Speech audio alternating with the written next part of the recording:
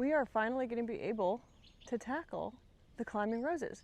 I haven't been able to work on the climbing roses because there has been a mama cardinal having a nest in here, and so after this rose had its first big full bloom, and I mean like this thing was solid yellow. I think I showed it to you guys. It was gorgeous. Right when I was getting ready to prune it so that it could bloom again, because this climbing rose, which is a garden sun climbing rose, is considered a continuous bloomer if you care for it properly. But I hadn't been able to get in there and deadhead it because the cardinal mama was in here and I didn't want to disturb her, right? Like if birds are making nests in my garden, they're going to be left alone completely. So now that she's gone, I think she had like 3 babies in here. They're all gone. We can finally deadhead this thing and train these super wild canes. So I'm going to start from the top here. Let me show y'all what we're working with. I'm on a ladder, so I'm trying not to step backwards too much, but y'all get the idea. It has sent up all this big new growth because we've had tons of rain. This rose is super happy, and even though I didn't deadhead it, we're getting more blooms off of it. Y'all, this rose is such a winner. If you love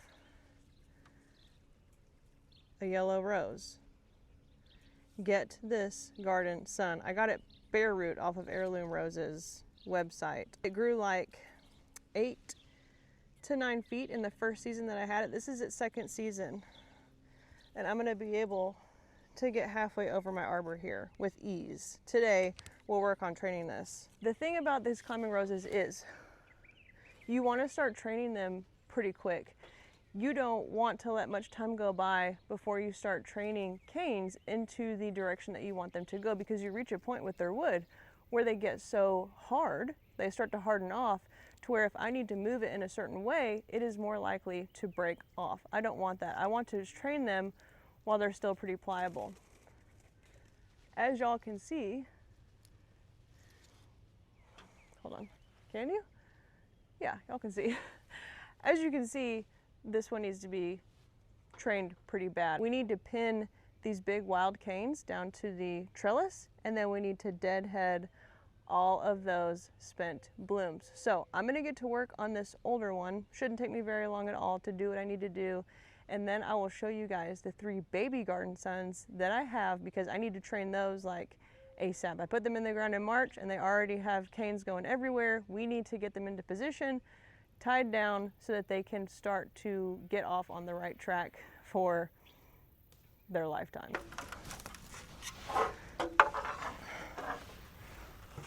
Close up real quick. So I'm laying this down, and then I'm gonna hit it with a twisty tie, like right there. Oh wow, that stayed in place. What a miracle. I'm gonna try to do this one-handed. Come to where it's crossing over the middle.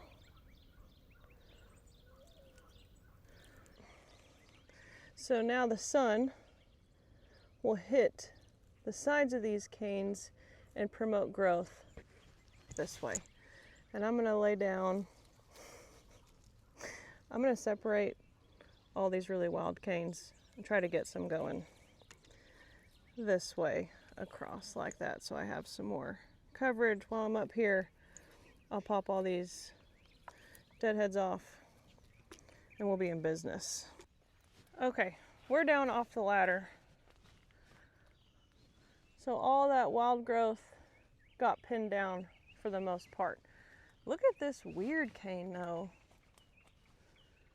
It's coming from up in there, so it must have gotten bent, but when it got bent, it didn't snap all the way, so it just started growing out this way towards the light. Isn't that weird? I think I'm gonna leave it. I think that's kind of cool. But a lot of that wild growth is now pinned down, and now that I'm down here and I'm not using every brain cell that I have to not fall off the ladder and break my neck, I'm gonna continue pinning these. But since I want the rose to come this way as well, have a beautiful clematis growing in here with it, and I want the clematis, get off, and the rose to go this way. So I'm gonna come in, I'm gonna pin this guy down, I'm gonna come in and I'm gonna grab this guy, I'm gonna pin him down as well. To give y'all a close-up on the deadheading that I was talking about, because I'm about ready to finish this off and then show you guys the younger garden sons I have. So here's a cluster of blooms. They're done, and I'm coming down here to find growth that has 5 leaves. I'm cutting it off right there. 5 leaves, cut it off. 5 leaves, cut it off. And I'm just going over the whole plant. And I'm doing that to clean it up. This will give it the initiative to make blooms instead of hips. So I'll make quick work of this, and I'll meet y'all back here when I'm done. Okay, we are all cleaned up. Let me show you. Here's the underside. We were able to move some of those canes that are on top across so that we get more coverage, and we're almost exactly halfway across the top of the trellis, which is the look that we want. We have all of our spent and old blooms cut off, some of the more wild canes trained across. Don't, you know, keep it simple. Don't stress too much about the way these canes are going. Get them going in the direction that you want, and when this loses all of its leaves in the wintertime, you'll be able to, or you know, it loses a lot of its bushiness during the wintertime. You can more clearly see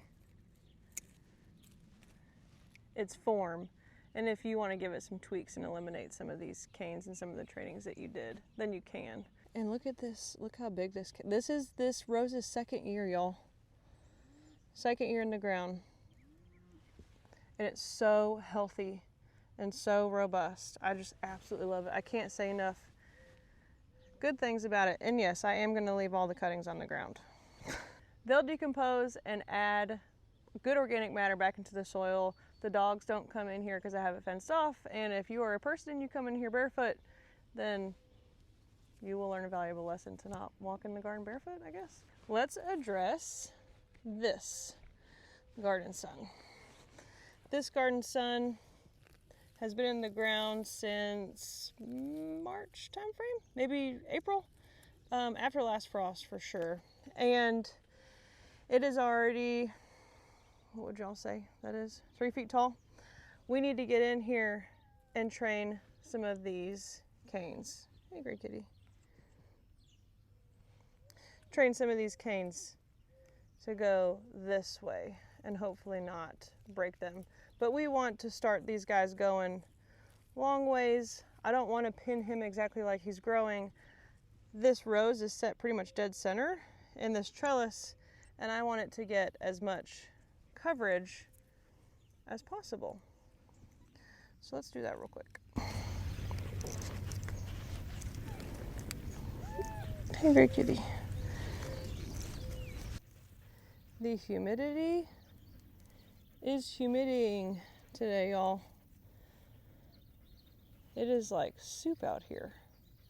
I went on a run this morning and I was dripping in sweat after only like 5 minutes. We don't even have to use this twine stuff. I can just work it myself through the grids here and get it to go the way that I would like it without too much trouble. Like I said, the wood on this rose will harden really quickly and take on the shape that we're looking for. On our way to the other garden suns, look at my water lily. Oh, I could not be, oh, there's a little bee in there. I could not be more in love with that color yellow. Yellow is my favorite color, but that like lemony color right there, ooh, it's a showstopper. There's a pink one. That will open as the sun comes out today.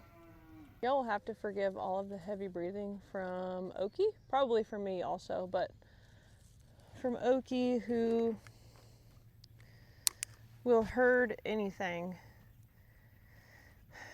if it stands still long enough, including the cats. Now we get to move on to the fun part of the day, which is planting. I have 4, count them 4, clematis that I need to get in the ground. Some of them I bought bare root for very cheap, so I don't know anything about them, but one of them I did buy half price at Greens in Darlington Gardens the other day. It was half price. I do know the name of that one, so I know which group it is, because clematis come in 3 main groups, and those groups tell you how to prune them. As far as the ones I know nothing about, I'm just gonna let them rip for a couple of years until I figure out, because you can figure out by watching them bloom what kind of group they're in, if they're an early, mid, or late bloomer. This labeled one I have is a group 3, right? So I might still see some blooms on it this year, but I'm gonna plant 3 of these clematis with the Garden Suns that we just pruned, the 3 newest ones, right? So y'all saw that I have a clematis growing in amongst the Garden Sun that is very established. It's purple and yellow. It's a beautiful combination, and clematis are given a really, really good growing environment by a climbing rose, because clematis really enjoy cool shaded roots and warm foliage in the sun. So we are gonna get these planted with their new flower bed buddies. Let me show you them. Okay, let's come over to the plant stash. Where are they? Oh, one's like right in my face. Here's one. Come here. Oh shoot.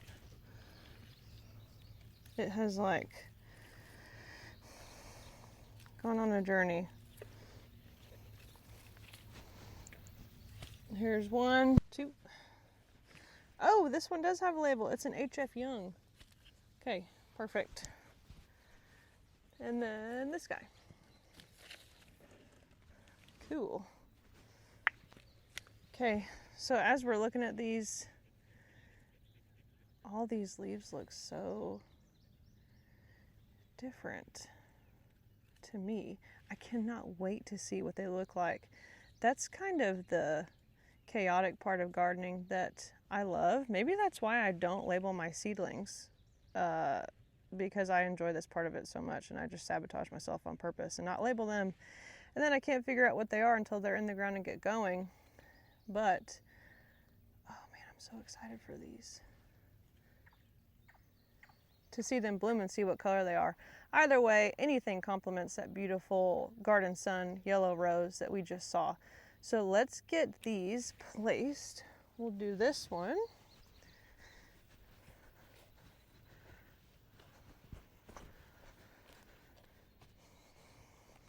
Right here.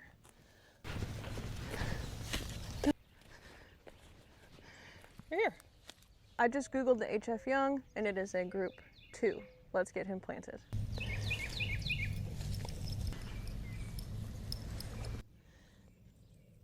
There we go. And I'm just gonna hit it with a dash of the Root and Grow, because it's already really, really, really wet. And I don't want to start any kind of rot issue with this clematis.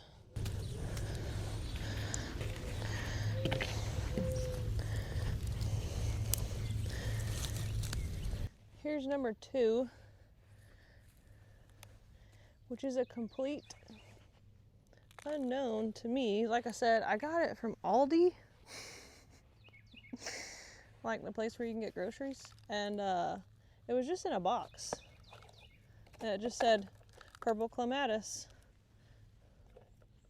So here's our roots, looking really good. I expect that when we get these in the ground,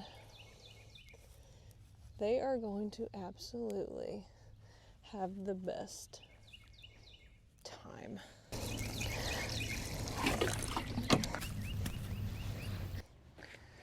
Okay, our other unknown, unnamed, unknowable. I would imagine that whenever this starts blooming, I'll be able to take a picture of it and just kind of Google it, and we'll go from there. But for now, it's an exciting endeavor. There's our guy in the ground. Supervised Okie. Supervised by Okie. Why are you eating grass? Oh my boy. Oh my boy. Yeah. He's a good boy. We have reached our fourth and final clematis, and I know exactly what kind of clematis this is because it's still in the pot that it came in, and it was nicely labeled by Greens, which is a great garden center. If you haven't ever been there, go check it out. This clematis we are going to plant at the base of the Moongate. I have these hyacinth bean vines going here, and that's fine. That's an annual, so I figured just as far as like something growing on this piece, because I wasn't even sure if I wanted to grow something up it, I kind of really like just seeing this rusty metal out here. I know that sounds weird, but I really like just seeing it with nothing on it. So I chose an annual vine, right? This won't come back at the base of this, but the more I think about it, the more I think it would be cool to have a clematis going up just one side of it. So I think I want to try this right there. And it already has this stake, so we'll have to tackle taking that apart without ripping the foliage too much. Let's go ahead and do that part first. Y'all can see that it has this little paper deal. We'll make sure that we take that off. I'm not sure if it encompasses the bottom, but we want to remove all of that material. We're going to remove this stake and train it up the side of this Moongate. So let's tackle those objectives real quick. I want to remove the stake first. Goodbye, stake. Look at that. He wants to hang out on the clematis.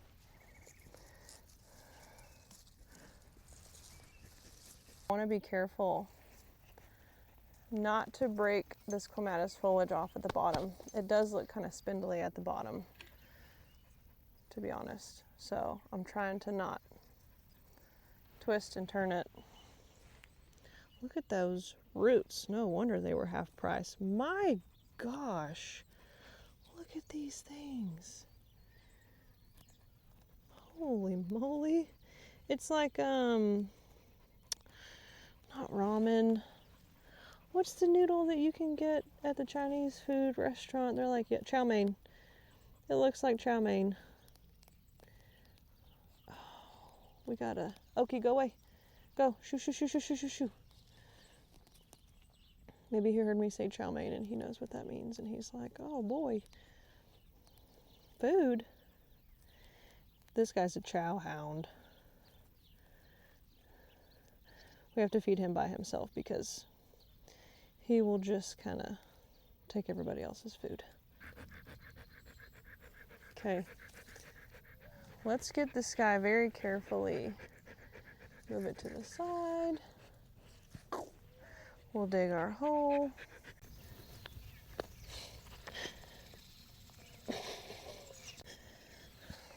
Perfect.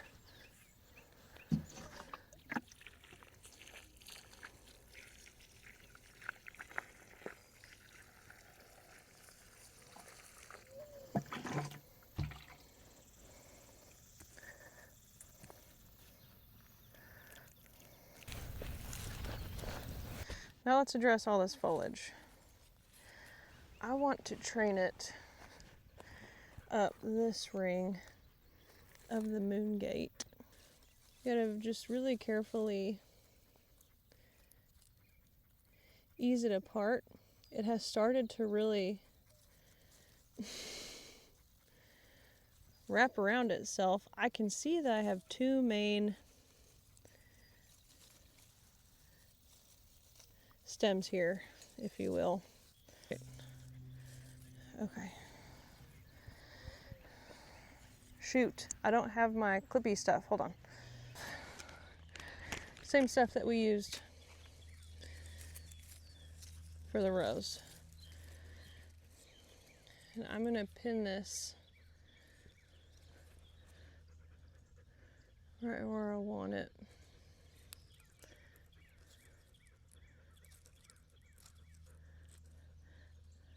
Not so hard that I'm pinching the stem. You know what I mean? Like, I don't want to pin this down so hard that I'm actively cutting off the plant's ability to supply itself with nutrients.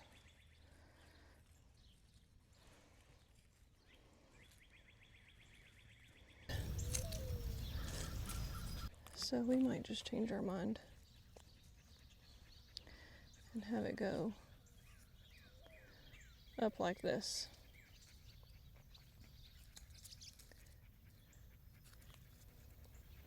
Yeah.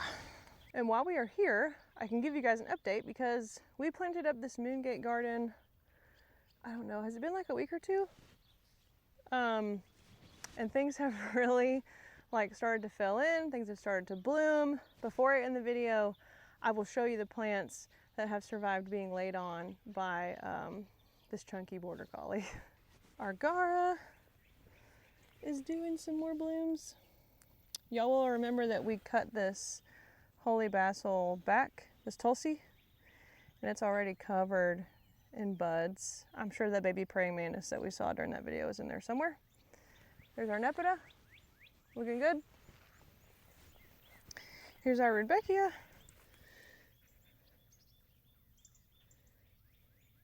That was the one that was all mad at me and wilted down because I transplanted it. So they're looking good. Our lantana are looking so happy. And of course our blue stem are having no trouble at all. While we're over here though, look at this abelia.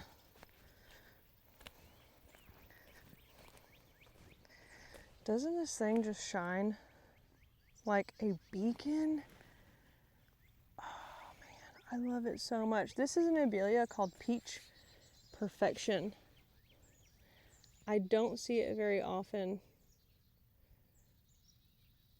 Isn't it gorgeous? So this new growth is this peach color, and then the older growth is that beautiful glossy green, and it's starting to bloom.